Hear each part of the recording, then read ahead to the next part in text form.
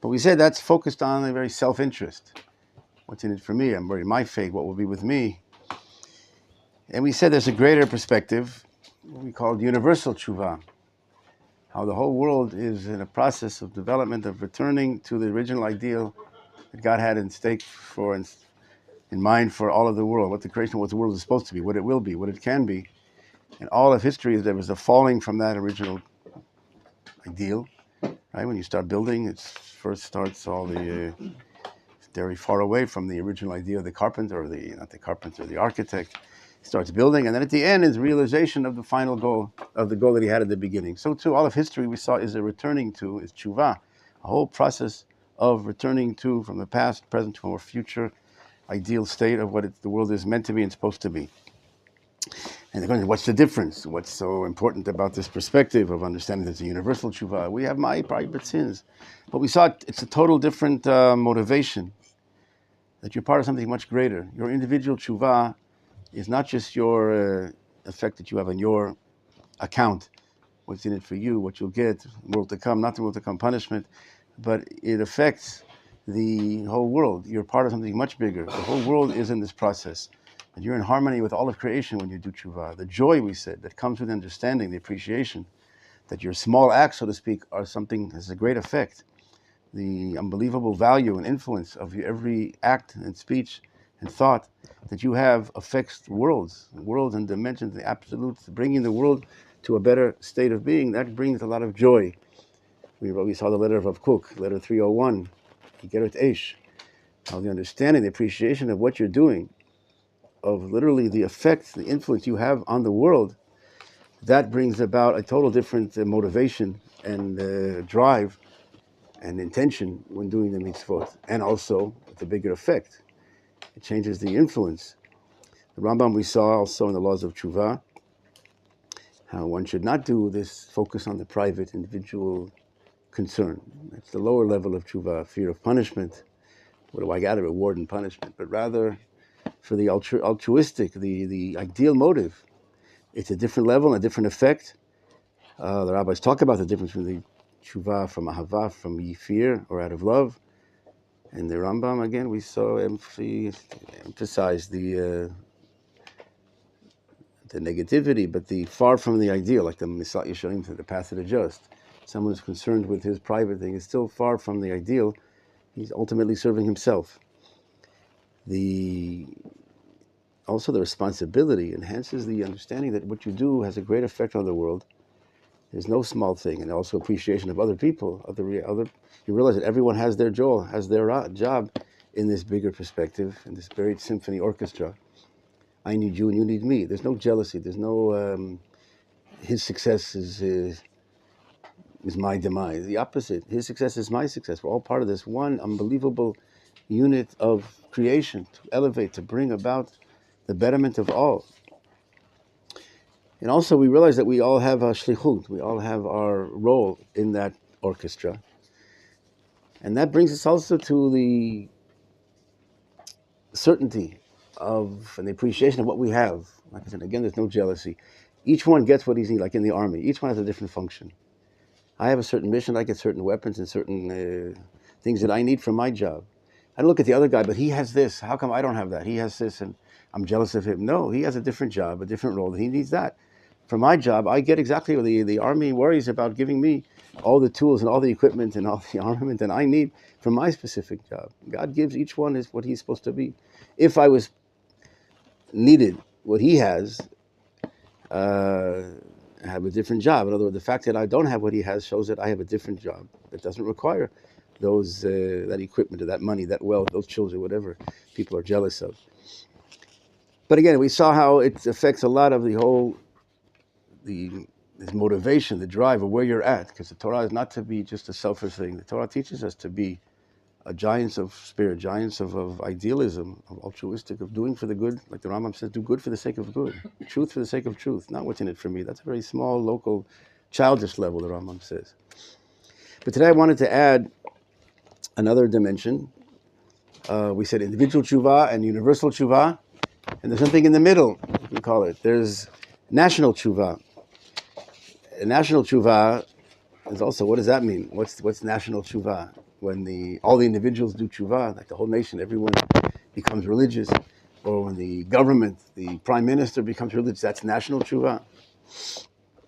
And what's the relationship of national tshuva to this bigger, to the individual tshuva? Does one depend on the other? If there's a national tshuva, the nation does some form of tshuva. Does that come after or through the individuals first becoming religious, and then there's national tshuva? So that we'll see. You have on the sheets. Everyone has the sheets. Actually, this we read not too long ago, the Parshat of Nitzavim, chapter 30. In Dvarim, chapter 30, the Netziv of Volozhin writes how in this is found the whole order of the final redemption, how the redemption will be. And here it talks about actually the relationship of the tshuva and the redemption. Each time, you'll see it later maybe inside, we don't have time, but that you'll return up to God, listen to his voice and his commands, and then you will return, and you'll be blessed, and then God will return your exiles to the land, and then you'll be prosperous in the land, and God will circumcise the heart, and then you'll, again, it says, V'shafta el Hashem, you return to God. So there's two types. In English, it sounds the same maybe. Returning ad Hashem and el Hashem. There's up to. Rabbis explain the difference between up to Hashem is like up to and not including, like you're approaching. One is the first one said you're approaching God. You don't actually get there. You don't actually do what we call the full acceptance of the mitzvot. And then there's a blessing that you come back to Israel, etc. And then there's the returning to God. Then you reach the level of connection and doing all the mitzvot. So we'll see how that's. So again, that's this order of what does that mean, though? So first we'll see on the source on the right from the Rav Alkalai, one of the forerunners, whatever, of the modern Zionism. He tried to wake up the Jews to come back to the land of Israel, to develop the land of Israel. And he writes on the source on the right, I think where it's underlined, Shtei tshuvotein. There's two types of tshuva. Tshuva pratit and tshuva klalit. Individual tshuva that we spoke about, and the collective tshuva. Doesn't talk here about the universal tshuva, but anyway, the collective tshuva. What does that mean? What is the difference? Tshuva pratit, that is to say, shiashuvu ish midar hara, that each individual returns from his evil ways. According to the rules, the gerim, the definitions of tshuva that the rabbis tell us, that are written in the books of Musar. On an individual tshuva, say that you did something wrong, you ate the cheeseburger, what do they call cheeseburger? You did different things that weren't according to the Torah, and now you have to fix that and do tshuva. And that's why it's called individual tshuva, because each one has a specific individual thing that he has to fix. So what's tshuva klalit? What is this collective tshuva? Kulat shavit, look how he defines it. Sheyashuvu kol Yisrael eretz nachalat avotenu. That the Jews will return back to the land of Israel. Collective tshuva is the return of the nation back to the land of Israel. Why is that considered tshuva? So simply put, returning back to the land, it's a return, it's a form of return. But returning to be a nation again, after 2,000 years of not being a national entity, existence of just individuals or communities, like we said in the Gemara on Brachot, page 8a, that God only has his 4 cubits of halakha, the 4 private domain. The Jews outside the land of Israel, the temple is destroyed. There's only the Shabbat, Kashrut, your kitchen, so God's name, this ideal of God, this bringing down this light to the world, is now at an individual level. In Eretz Yisrael, we saw here, it's the full-blown, to be a kingdom of priests and a holy nation. So the first stage, there's a stage of tshuva, which is the collective of the nation becoming back. And he says, this is what the prophets called upon when they said, Shuvi b'duvat Yisrael, Shuvi el Erech, return to your cities. It could be that also, I think Rabbi used to say how the different, Ad Hashem and El Hashem, these two levels of tshuva we find in Dvarim chapter 30. The first one is a general collective approach to God. The returning to God, not in the specifics, returning to God to be the nation of God, to be a living nation in the land of Israel. The individuals aren't yet fulfilling all the commandments on the individual level. But on the national level, there's this form of this collective Ad Hashem. You're approaching now. Now you have a nation. You have a nation of Israel. And that is this first stage, this first level, which enhances the next, continues, and brings us down to the future levels of down to the fingernails, each one individual. But we'll see how the next source, the Meshech Chochmah, this is by Rav Meir Simcha from Dvinsk. He's known for his famous book on the commentary on the Rambam, called the Or Sameach. Rav Meir Simcha from Dvinsk, the Or Sameach, but he has an amazing, important book, commentary on the Torah, on these verses that we just read, or I mentioned to you in chapter 30 in Dvarim, is what does it mean to return up to God? He says, Vashevota elevecha, you see this, I can read in the underline, you return to your hearts. Ki ahavat Yisrael chakupa, you have this love of the nation, love of Israel. There's an awakening of this national sentiment, of this feeling of connecting to the Jewish people.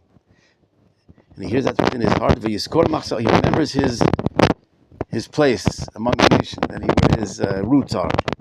Close to assimilation. Right? They opted for assimilation. Leaving Judaism, we don't have to be Jews. We are men of the world of Germany. Now they're returning to the nation of Israel. What does that mean? And then comes Ve'az V'shavta. Then you return to God. Because after he returned to his nation, Betach Yashuv Elakav. Certainly, he returned to his God. So they're returning to the nation, and they're returning to God. Returning to God means the listening to the individual commands and doing the Torah and the mitzvot. But there's a stage before that, and he says it's actually one not just after, but causes. After one, or the stage after, going back to your nation, you feel the national awakening, national consciousness, aware I belong to the nation. Then there becomes this connection, and we'll see why. What's so certain? Why do you can be a nationalist, a Zionist, and not become religious? But he says there's a certainty that the process, once you understand that process, one who knows what's taking place, knows that this is how it goes. From the collective, we say what's the connection? First there's this collective tshuva, and then it returns, and that brings about and then continues facilitates the return down to the individual. One more source before I explain a little bit more. On the bottom, from Emoni Smicha, Rav Teichtel, he brings down, the original source he brings down, I could bring you the original source, but he brings it down from Ahavat Yonatan, Rav Yonatan Ibn, famous rabbi, giant of halacha. He has the Kreti and the Yad Dvash and Drashot on the Torah. He writes, that which in itself, that we're returning to the land of Israel, is returning back to the land of Israel. Ze gufa, that itself constitutes the tshuva, we consider tshuva. Ze ikara tshuva, it's the main tshuva, he says. The fact that we're returning to Eretz Yisrael, that itself is tshuva, and that is considered the essence, the main part of tshuva. So I'll tell you, just to maybe make a diagram of what we learned before, that the redemption takes place in stages. Also the tshuva, as we see here in Dvarim chapter 30, takes place in stages. There's a form of tshuva, you come back to the land and blessing. You do another form of tshuva, another level, more, you get a higher level, and then there's another blessing, another continuation of God's gift. In other words, tshuva and redemption. Tshuva or redemption. It's a stage, as we've seen in the Talmud Yerushalmi and other sources, that the redemption comes slowly. The developmental process. All reality is that developmental process from the fallen state of reality, from the original plan of God, reality, now it starts through magnetic world. And then all of it is this developmental process of maturity, the force that is driving the world towards that completion and perfection. It's like how children from infancy to childhood to adulthood. There's a drive that pushes toward a more sophisticated, elevated level. So too, there's a drive in history, this gravitational pull back toward this spiritual gravitational pull that pulls the world, is pushing the world towards that perfection. Like we said, your individual tshuva is part of a system of greatness, of a much wider scope. Perfection, you're participating in something great. You have a part in this great symphony of the benefit of creation. Like we said,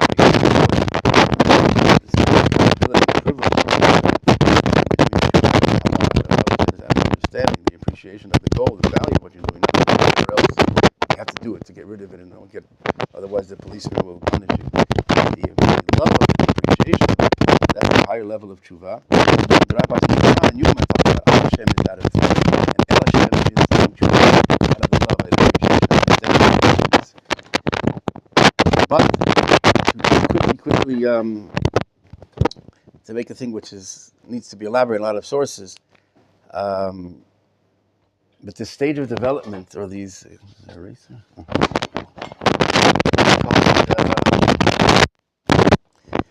don't know, we have, let's say, this infinite ideal, this goal, this source of creation, the neshama of all of existence, which everything is now returning towards that. But there's a lot of barriers we saw, our sins and the reality and the many, many levels of distancing from that level. In other words, this light of God that wants to come to the world, he wishes to bestow in the world. But we put all these barriers. The very fact of creation, we said there was already a limitation. It's no longer this infinite light. There's barriers, there's limitations. And our goal is to return the world, to get rid of these limitations, so to speak, these barriers, and let the light, the world that is just waiting for, God is waiting to give and bestow, and just the full expression of light, which we'll talk about a little bit, what that change in mankind, a revolution in humanity and the creation. But let's, on the national level, on this perspective, how this takes place is the Jews, let's say, are in exile, let's say, opting for to go out, assimilation. If I could write it here, assimilation. Let's say, leaving the fold, leaving this infinite goal of being a king of a priest in a holy nation. The first stage of tshuva is returning to the nation, to wanting to be a nation again, to feel like a nation. It's not just so much, it's not only their desire, in other words, it comes from us. This is from above, as we'll see. This is a divine infusion, that there's this neshama, this inner magnetic pull, the divine ideal that's implanted in us starts to become more dominant, starts to become more, this inner calling becomes more, not aware yet consciously, but more a dominant factor in our being. We feel this connection. The Jews feel this national, we belong to a nation. You could say it started with maybe it's of Crimea, to collect money for Jews all over the world. Just a philanthropic organization, recognizing we're a part of a nation. We can't rely on others, we have to rely on ourselves. We're not just individuals and communities. We are a nation, and worry about have buildings in Yerushalayim, Allianz, school. They met up schools and education for the Jews in the world as a nation. This thought of nationhood. And then a nation gets to understanding what a nation needs. A land, but it could be any land. Put up a nation in Uganda, or others had the idea in South America, Uruguay, no, where was it? Anyway, it's an idea to make colonies in South America. And then this neshama starts pulling even more and says, no. Again, it doesn't say all consciously. We're coming back to the neshama is pulling me. There's this, right, we know there's such a thing as subconscious. We do things with subconscious, where's Ari? Not here. There's subconscious factors that drive us. So too, I call it, there's a superconscious level. The superconscious level, this higher level dimension of our inner essence, of the collective soul of the Jewish people, that I said now starts pummeling, influencing and is enhanced, that we feel this inner calling without, again, understanding the source of it and what it means and what it requires, and it's God's name and to bring his grace to the world. There's a feeling of nationalism. There's a feeling of a nation needs a land. Oh, we have this inner desire, this drive to be a nation in the land of Israel. Without Torah, not religious, secular Zionism. But we're getting, this is what he said though, that when they return to the nation, once this process has begun, he says certainly they'll get to, what we'll see here, the final stage, get to God. Why? Who says? Maybe it's just a national movement like other nations. Indeed, on the surface, it looked like another national movement. The Bulgarians, they're becoming freedom, they're getting freedom, independent. We also want to be free and independent, defend ourselves. But if you have inner eyes, and what we're trying to learn here, the vision of emunah, that sees beyond the surface, beyond the local, sees what's the psychological, the super psych, the inner dimension of how the neshama, how God's hand is working in history. He's waking up. This neshama is now enhanced as this super energy that now is as a calling from within. And the Jews, again, subconsciously or super consciously, are hearing this voice and are being pushed by this voice to a nation. And the Or Sameach says, once you see them coming back to the nation, certainly they'll get to the next stages, because it's begun. Once the process is begun, once the child is born, when is he going to be an adult? No, maybe he'll go back to, I don't know, to the womb.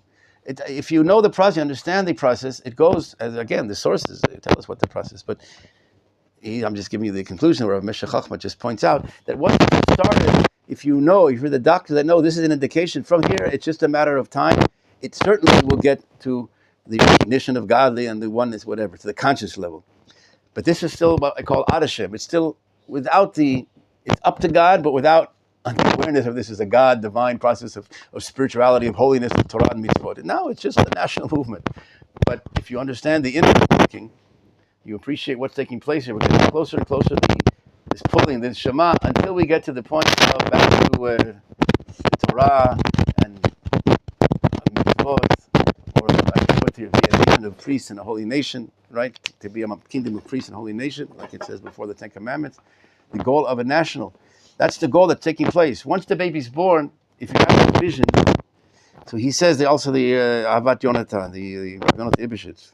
Once they return to Eretz Yisrael, that's the basis of Tshuva. That's the beginning. That's the foundation for all the rest. Coming back to the land is what facilitates, as we'll see, the bringing the branches back to their roots. That you're replanting them. Now the life will come back to from the trunk to the I don't know, through the roots to the trunk to the branches, and you'll see the fruits will come. That's the process. The rabbis also said on Shabbat, the Musaf prayer on Shabbat. They gave us another key to understanding this process. How does it go on Shabbat, Musaf? Tikanta, Shabbat, Ratita, no volunteers? Korbonotea, no. Is there a pattern there? The initials of those words. Tikanta. Oh.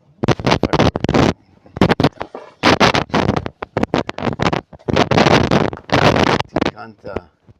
Shabbat, Ratita, Korbonotea. From Tashrak, what is it called? The backwards Aleph. You know, Slichot. If you see, we're doing the Slichot now, you'll see some of them are based on the Aleph Bet. It says in the beginning, and sometimes the books that have the Slichot based on Aleph Bet, Bet. Or Tashrak, the backwards Aleph Bet. In reverse. It's going from the bottom, it's going from Z to A. And the Rabbi, the Tur Shulchan Aruch, right? Halacha, the book of Halacha, upon which is founded the Shulchan Aruch that we use today. He writes and explains that this is the secret of the redemption. The Tashrak is this pattern of how the final redemption takes place. It goes in a way that you might think is not what we expected. Everything starts holy and good and religious from that inner spirituality, and then it goes, I don't know, the nationhood comes back and everyone's religious. They come from New York to do tshuva, and then we come back to Israel. But Tashrak, it starts from like the bottom, from the most material, external, the farthest away from Aleph. Aleph being the inner divine ideal, the Aleph, Alufo Shalion, the rabbis say the divine, the Aleph, that small, that one, the first point. So the process starts from the top, from the external, from the physical, from the material, from nationhood. And then more and more, as I showed you before, the shells, peel off, and we get to more and more ultimately to the Aleph, the expression of the Aleph. So can I ask a question? How can we get there if the Pasuk in the Torah says teach them to their children? I mean, if the people in Chutz La'aretz always teaching their children that it's not ready yet, there is no Mashiach yet, how can we get to the part where? I don't understand, which part? Let's say that the Rav says everybody come up with the infinite, but ultimately, we're going to come back to, like the Rambam writes, we're all certainty that Am will come back and do tshuva. But how can we come to this if the people in Chutz La'aretz, they keep teaching the children that stay outside of that we can be. Not everyone wakes up to this beginning process of nationhood. But that's the general process. Ultimately, that will hopefully connect everyone. There are those. This isn't like 100%. Everyone has to go from the collective. You have to be secular, Zionist, and then you get to religion. That's not like it has to be that way. As we'll see, the prophets and Yechezkel specifically, that the process is such that it goes from the collective, from being a healthy nation again, and then it goes down to, like I said, each branch and each healthy. But there are those that do tshuva before. There's many ways of doing tshuva. It's not like you can only do this one way. But the general process that the rabbi said, or the prophet, God said to the prophet, will be this collective tshuva first. But not everyone. There are people that are connected to Torah on an individual level, like you said, like for the last 2,000 years in exile. We didn't have the land. They're doing tshuva, they're religious, but one who is not connected, Chalap writes, if we have time for the sources, he said, those that wish to, he says that the private tshuva depends on the collective tshuva. And he that wishes to see the individual tshuva and his redemption before the collective tshuva and gula is like someone who wants to build in the air, like to build the second story without the first story.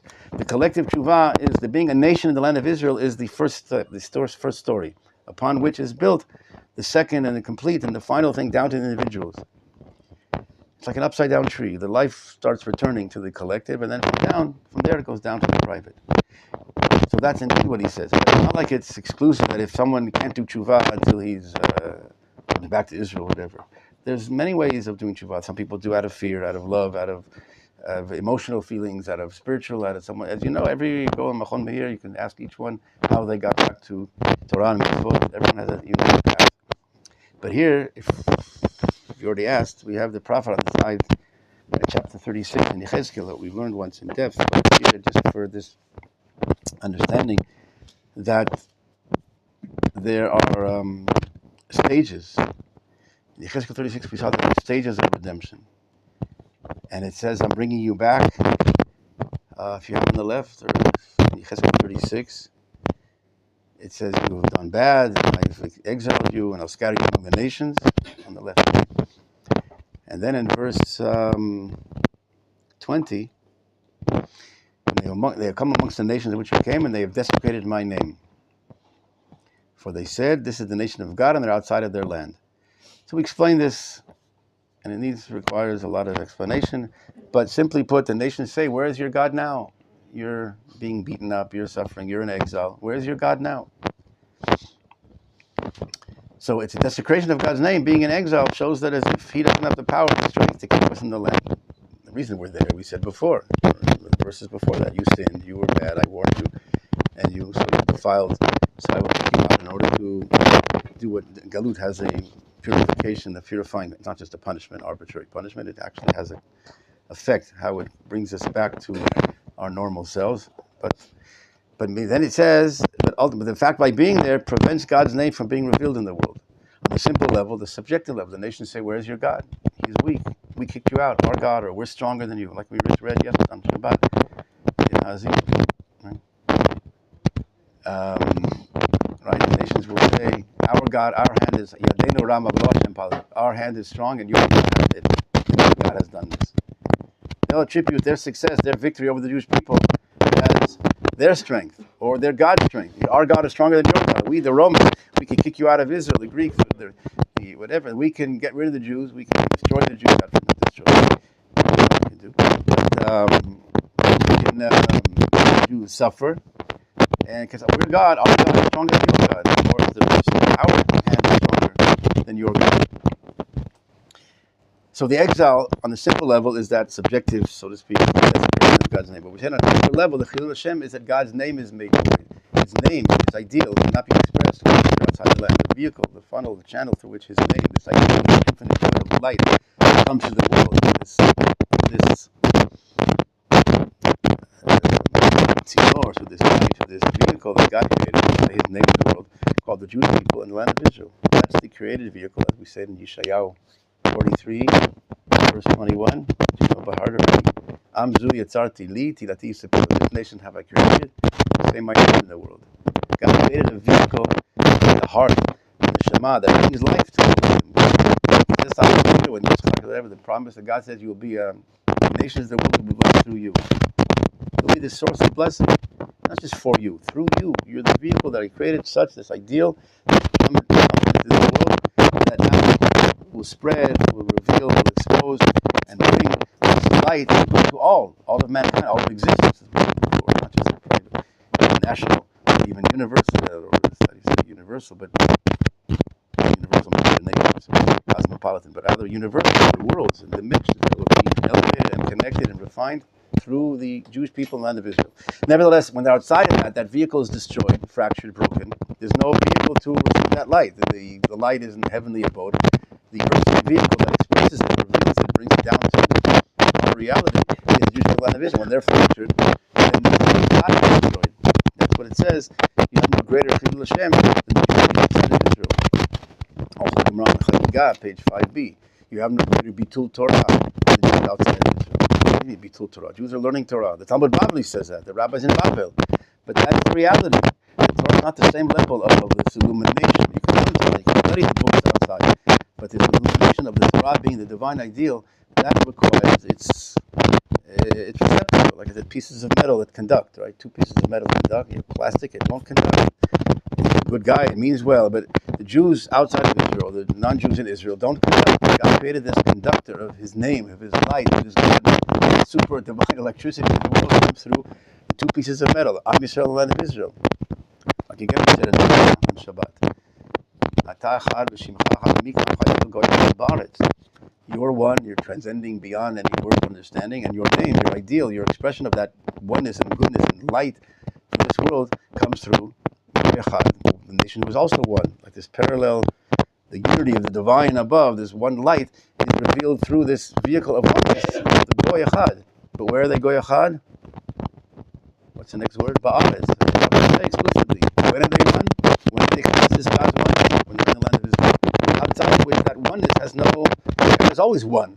There's no expression, no reality, no living being that actually channel that expresses that oneness. So too, that's what it is here on the deeper level, that the Jews are outside the land, they have desecrated my name. And therefore, for my name's sake, I'm going to bring them what? I'll redeem them.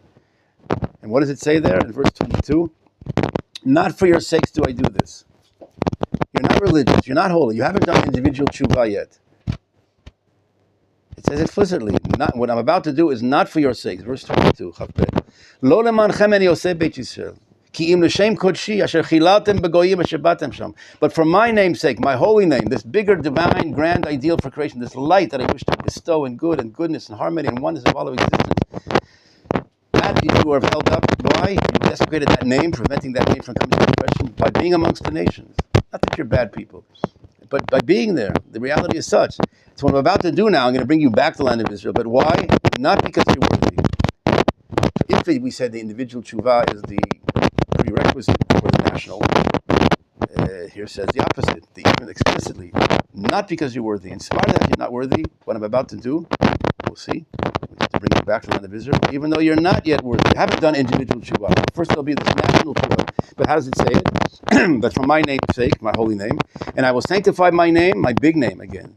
The big name of God. Every mitzvah someone does in New York is also sanctify God's name, brings a little bit of light. But here, the big name, you see here over again, my holy name, my big name, the super, the divine of creation that comes from the kingdom of priests and holy nation, land of Israel. That which is desecrated amongst the nation, over and over, the repetition of this emphasis that is, you're desecrated, you're holding up this goal by being amongst the nations.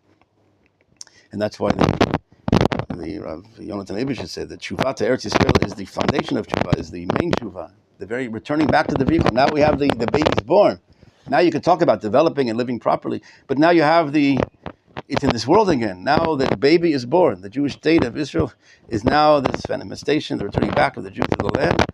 Now the vehicle of God's name is in the world. It's not the end. It's not finished.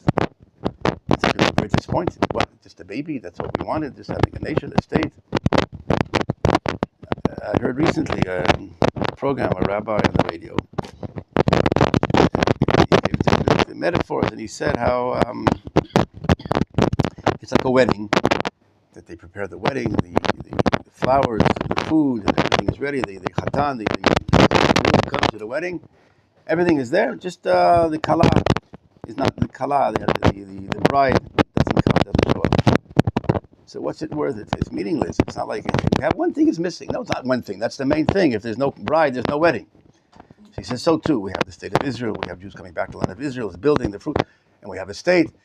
But he said the main thing is missing. The Shekhinah, the Kala, the bride isn't there. So, I know it's either all or nothing. If the bride's there or she's not there. But we'll see also if we get to the next chapter in Yechezkel 37. There it's more specific. It delineates the 2 stages of redemption. There's many stages, we said before, even a few stages. But the 2 main stages are delineated in the prophet of Yechezkel, famous dry bones prophecy. They all know the dry bones, the Jews are likened to the bones scattered in the exile. And then these bones are now coming back to being together again. The juxtaposition of the bones, each one, the leg bone, the this bone coming together. And then you have the skin and the ligaments upon the body. First you have a skeleton, not just the bones. And then there's a skeleton, then there's the next stage of skin and ligaments and whatever, epidermis. Now you have, what do you have at that stage? Just a dead body, a cadaver. And it says explicitly in the Yechezkel there.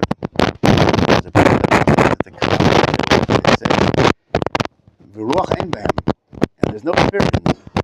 A body without a spirit, what's it worth? There's no kala, it's worthless. This is meaningless. But that's another stage. The next stage is the prophecy goes on. And then comes the spirit of life that gives the meaning, the understanding, the spiritual content of that body. So indeed, at one point it looks like there's just a dead body. Who needs it? What's it worth? It's empty, it's meaningless. For that we came back to Israel. But that stage, the basic stage, the foundation of first having the body, and then indeed the spirit comes in. The tashrak. First the top shin, what's that worth? It's nothing. Till the aleph, he doesn't see the aleph, it's worthless. No, if you understand the process, the aleph is coming. So it sounds like, at the end, first you have the body, and then comes the neshama. You have the state of Israel, and then it becomes holy and religion, spiritual. It sounds like it's one after the other. The truth is, the whole entire process of the development of this body, of this baby, of the nation, etc. The neshama is pushing from the beginning. That kala, the kala is there at the wedding. She's waiting outside she's right outside the ballroom, whatever, the wedding hall. She's there pushing and organizing all the things, that the flowers are there, the food is there, the khatar. She's doing it all. She's preparing all the things to make her entrance. She's there the whole time. At the end, she comes in. That's what we say Friday night from the prayers. Sof ma'aseh b'machshava tchila. What does it mean in English? Last in deed, first in thought. You have an original ideal. When does it come into fulfillment? Like we had before about creation. So too, the end is the unfolding of history brings about the manifestation of what? Of the original ideal. Historically, chronologically, it comes at the end. But not just at the end, it plops in. It was preparing all the preparation, all preparing the body, all the receptacle needed to make its entrance, to reveal it. You need a strong physicality of a body, of an empire, of Jewish people, land of Israel, a strong army, air force, economy, upon which then the neshama can reveal itself as a living, not a weak nebuch. The strong neshama requires a strong body. To return to prophecy, the levels of energy, it requires a very strong foundation, physical foundation. So indeed the neshama first sends down its receptacle, it prepares the body. So the first stage of redemption is indeed the physical. So others that look at this and say, oh, it's a body, who needs it? It's worthless. But the neshama not only comes afterwards, it's ready, waiting to come, but that is what is pushing the whole process. If you're looking for the neshama, the kala is there, she's pushing and driving the whole process. The shekhinah, the hand of God, this neshama we mentioned before, is driving the whole process from the beginning. It's revealed retroactively. In retrospect, you can see what was pushing from the beginning. Sof maseh b'machshava tchila. Tashrak. If you know that secret, that it comes in this backwards way. You might have expected it comes with aleph, everything is holy and religious and spiritual. And then the body, the nation it doesn't work that way. And there's reasons. We saw in history, the holidays of the Jewish people. First we have Pesach, the independence, freedom of the Jewish body, of becoming a nation again. And then Shavuot, receiving the Torah for that body. And then coming to Eretz Yisrael, Sukkot is the manifestation of living that spiritual Torah in the physical strong body in the land of Israel. So to each one of us, we're born as babies, infants, and then the motor development, and then more and more. We don't do the mitzvot yet, not even commanded to do the mitzvot, till bar mitzvah, 13. And then comes the spiritual side. But it's the spiritual side that neshama, this ideal, is what's pushing from the beginning, all along, behind the scenes, pushing and preparing. But there are those that only see what's on the surface. Until it's revealed, there's no kala, there's no neshama, there's no spirituality, there's no meaning. But it says in Yechezkel explicitly, at the end of stage 1, so to speak, there's no spirituality. So some think there's no spirituality. You see, it's empty, it's meaningless. But no, it's revealed at the moment there's no spirituality. But the whole thing is a spiritual process of. So here, rabbis like the Meshech Chochmah or the Rabbi Yonatan Ibich that can understand and see the process, and Rav Kook and others that identify and recognize what is not only on the surface. Rabbi Kiva, right? This vision of Rabbi Kiva, the end of the Gemara in Makot, well quoted, right? When they see the destruction, the rabbis are walking, giants, the Tanaim with Rabbi Kiva, they're all walking and they see the destruction, the jackals coming out of the Holy of Holies. What could be more destruction and tormenting and this tragedy like this? They're all crying. Rabbi Kiva is laughing. How can he laugh? You don't care? It's a secular, it's a destruction of the temple. But Rabbi Kiva sees the future development. What comes out of that second destruction is already the roots of the beginnings of the next and the final, the bigger building, the third and final building that will come out of this. He sees the future. He sees what's developing, not just what's revealed at the moment. What we say, what the rabbis say in the Gemara Tumura, Ezu Chacham Aroet Nolad. He who is the wise that sees the Nolad, see that which is being born, that is developing. Not only what is revealed. Is he a rabbi or not a rabbi? He's a baby now. He can't even read. He can't even learn Gemara. He can't. So this is worth it. I'll throw away the baby. No, that baby is the future Talmid Chacham, this future rabbi that, yes, needs development and then bring it to understanding and etc. It's a long process till he reaches the fulfillment of that inner goal. But to recognize, to be aware, we say Shechianu at the Brit. Why? You say, bring him a book. Shechianu, we thank God for this baby. What for? What's the value? If you can't read Gemara, you can't teach, you can't. So again, not just to see what is presently revealed. Emunah is this eyes of Emunah. You need special glasses. It's like holograms. Let me give an example. With holograms, you have like three-dimensional information put on a two-dimensional, right? A picture of three dimensions. But you need special glasses. If you have these glasses, you see, wow, it looks like three-dimensional. You need special glasses of Emunah to see what is beyond the surface. You can see it. Rabbi Kiva sees it. Rav Kook writes how the future stands in front of him like the present. Or like the prophets. They talk about the present tense. They're talking about the future. But by them, it's already, there's no barrier of past, present, and future. There's a level of vision that is outside of that scope of time. Not as simply, we're not there yet. We're going to approach that. We're going to get to that. All of us. It says in Yeshayah chapter 3 that you all will return to prophecy. But until then, we have what's emunah, the vision, the understanding of the ways of God. And that's what we're trying to study and to learn to be part of those that can understand and help, therefore, guide and direct the baby. The others say, throw away the baby. It's worthless. This rabbi, again, a rabbi that knows, again, a very important, influential rabbi. But he could say that there's no kala here. There's no, the kala is missing from the whole thing. It's worthless. If you understand stages, which is the key word, we talk about this, it sounds so simple to it, but understanding that there's a process.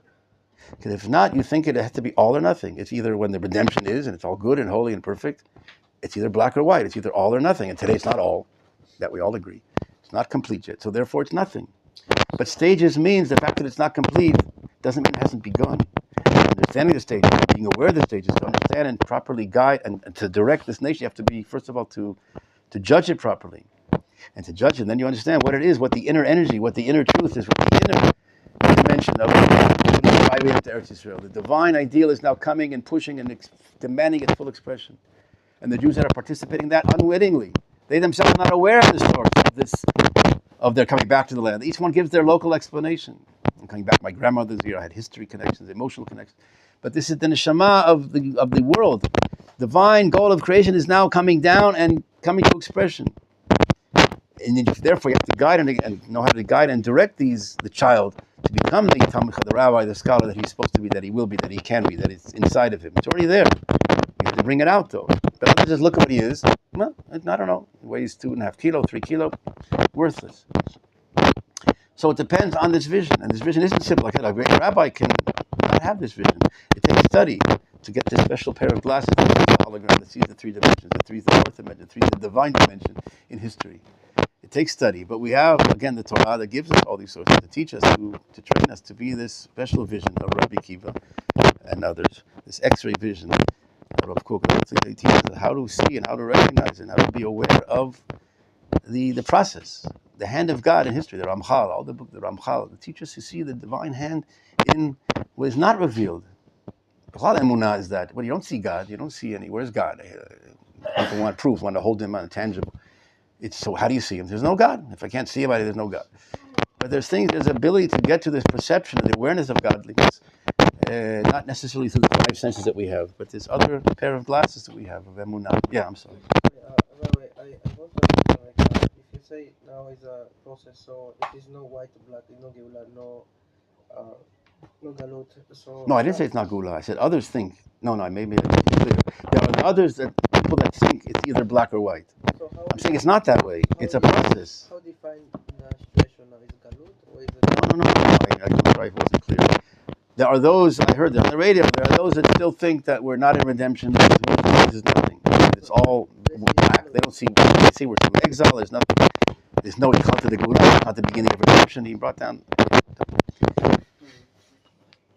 what it's not my, what am I? I'm not, but what we were taught by the giants of Torah that have this special vision that we're trying to follow in their footsteps of the Vilna Gaon, the Maral, the Ramchal, the Rav Kook, this different vision. But yes, it's a process, and we're well into the process. Well into the process. We went from the coming back to the nation, nationalism, national consciousness, awareness, a land of Israel. Now we're on the final stage of coming back to the understanding, and we're very close to what's taking place today. There's a big awareness and arousal and awakening towards the Jewish identity, of our identity, not just to be here. People are going out and fighting in their lives, and now more and more during this last year that we've been through, the neshama, we see this more eruption of this domination of this enhancement of this inner neshama. That now there's a calling that people want to be aware of. What are we? What are we doing as a nation? So yes, there's people. You see people asking for tzitzit in all the places. That thousands of requests for tzitzit, and if you know what's going on, but that's just a simple, glimmering. That's only an example. But there's a spiritual revolution taking place. There are those that still go with the old conception. They're trying to hold on to the coals of what was.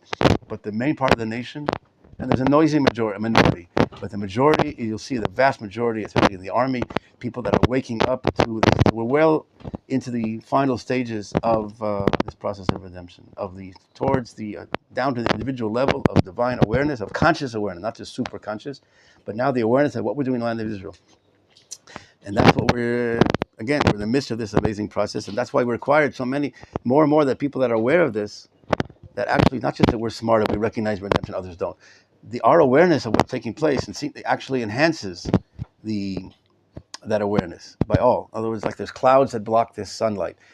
By our awareness, we actually cause the clouds to dissipate, and now this light will be seen by all. So it's not just some intellectual perspective here. We're seeing we're Zionists or religious Zionists, and others aren't. Our understanding of, hopefully, the little we can understand of this divine process actually facilitates the process. It actually activates this good, activates this neshama, becomes more awakened, more aroused, and more Jews all over the world feel this connection, are connecting, and more will come down to the final stages of the individual awareness to Torah, to be a kingdom of priests and holy nation. Mizrat Hashem in our time. If you want to go to mincha.